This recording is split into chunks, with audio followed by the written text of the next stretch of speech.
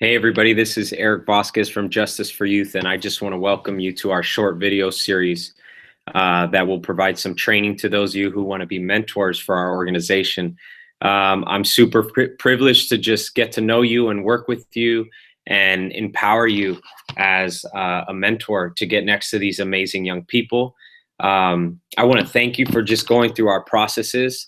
I know sometimes it takes a little bit of time to get through the application, the reference, and the background screening, but we're here now, and this is one of the final steps. So hang on tight. You got about 6 videos to watch, and they're no longer than about 8 minutes long. So today, what I want to do is I just want to introduce you a little bit to who we are, and what we do and how we do it. I want to talk a little bit about our mission statement, our slogan, and lastly, just introduce to you guys a little bit of our commitment level and a time commitment, what that looks like for each mentor. So we are Just Us for Youth. And I want to be very clear here because a lot of people kind of get us our name wrong all the time, but we are a restorative justice program.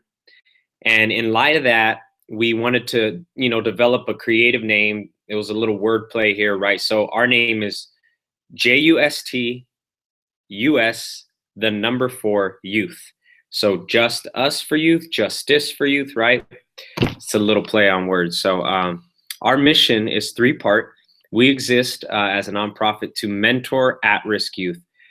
Our focus is not only the youth culture at large, but in particular,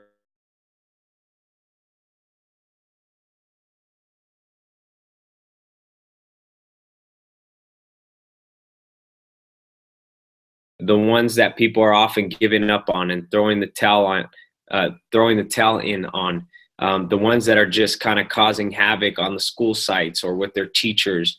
Maybe they're on the verge of dropout, or they're already dropped out.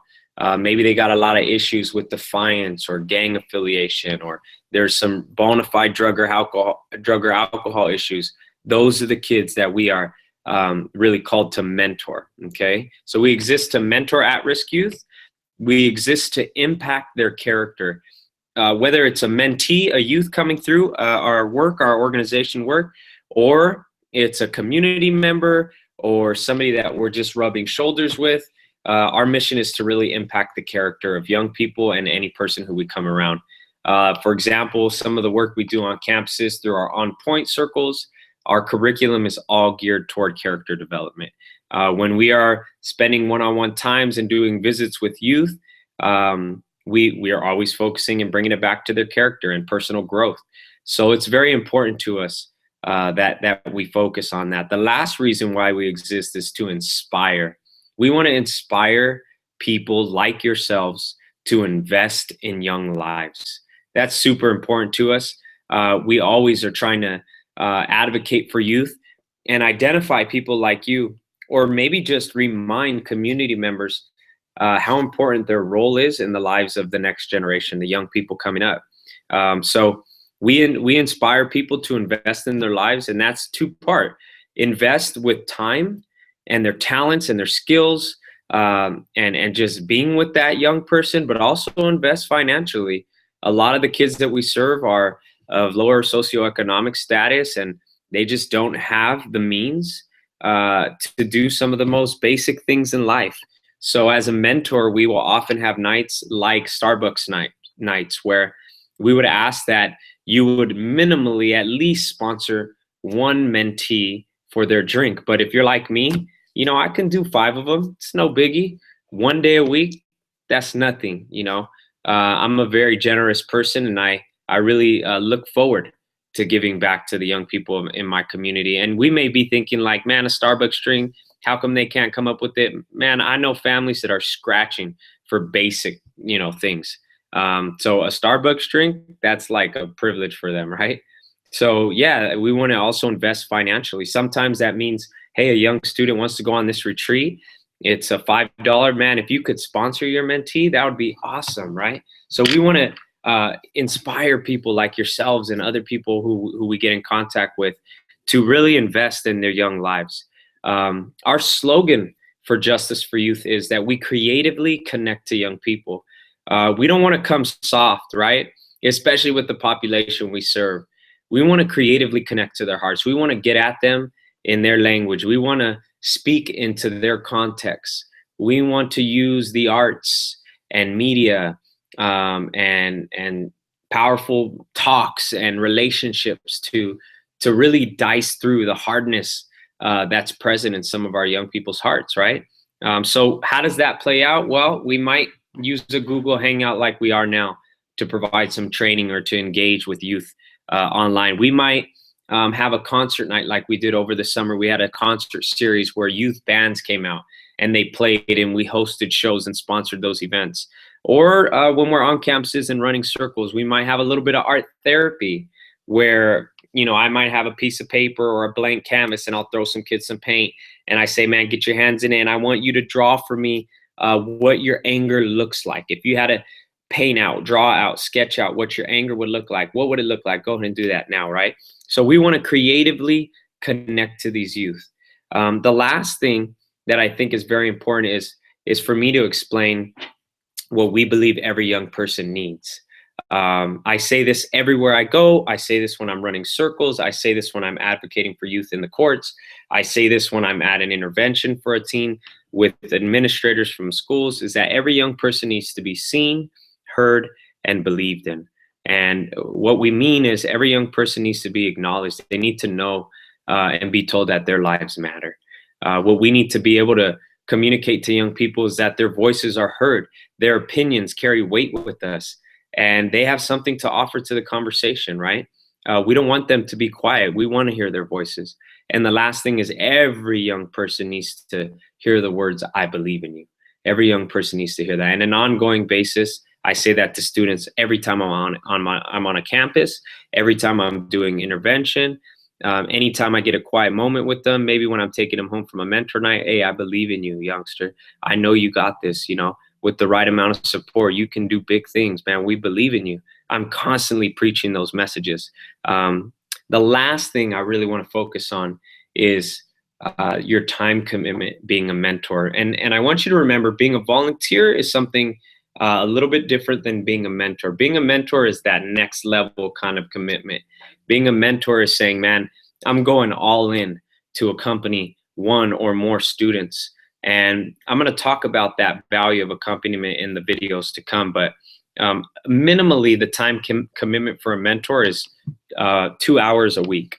So on Thursdays, currently, our mentor nights are on Thursdays. And in the summer, it's a little bit different, but come fall and winter, what we'll do is it'll start moving back to about 6 p.m., 6:30 p.m. start time. We spend some time, we create space as a nonprofit for you to get next to young people.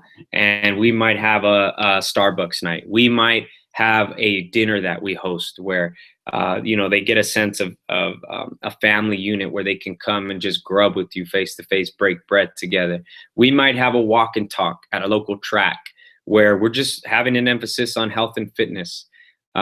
We might have an art night where you and your mentee are getting to do some art together, right? Thursday nights, every Thursday night, without a shadow of a doubt, we always host those mentor nights. And those are the minimal commitments. Beyond the minimal commitment of mentor night, we really encourage our mentors to start doing personal visits with our mentees. So for students that I mentor, what does that look like? That may mean, hey, man, I schedule with you that on Tuesday night, I'm going to pick you up and we're going to go get a quick burger for dinner. And we're just going to spend 40 minutes together and I'm going to drop you back off on my way home from work. That's a personal visit, right? Maybe that means, you know, hey, I got a basketball game on Saturday morning, bro. You want to roll with me? I'll pick you up. You know, we can go and just spend some time together. You can be in the gym, watch me hoop, whatever that may be, right? That's a personal visit. So once you get connected to your mentor or your mentee and you're matched, we really want to see you spending additional time with them if possible, beyond our Thursday nights. Maybe you can't make the Thursday night. Well, we still want you to put in those minimal 2 hours with your students. Oftentimes, it's my job to match the mentor with the mentee. So, you know, as I'm doing work in the community and in the campuses, I'm really thinking about you guys and who you're going to match up best with. So we'd really like to minimally see you on a one-to-one basis with at least one student, but on our larger event nights, sometimes it'll be a 1-to-3 or a 1-to-4 ratio where you might be mentoring multiple students, which is a beautiful thing. So that's very important. Sometimes you're going to be face-to-face, one-on-one, because they need that extra time. Sometimes you're going to have a little group that you may lead. The last thing I'm going to share is all of you guys will be emailed a personal visits form. And basically that means anytime that you're spending time with your mentee, we want to know about it. And I'm not asking you to do this like, immediately the next day, after your visit, but I'd like to see maybe once a week. If you're spending time with your mentee, we want you to fill out the quick form. It basically consists of what time did you guys kick it, what day did you kick it, where did you go, what would you do, what was the nature of the visit, and so forth. And it's very simple to report, and that's just for our records, and it's also for us to stay in communication with the schools that we work on, and also sometimes with the parents and or guardians or group homes, so that we can just have a good track record and have good data. We really believe that increased visits for young people are so healthy for them.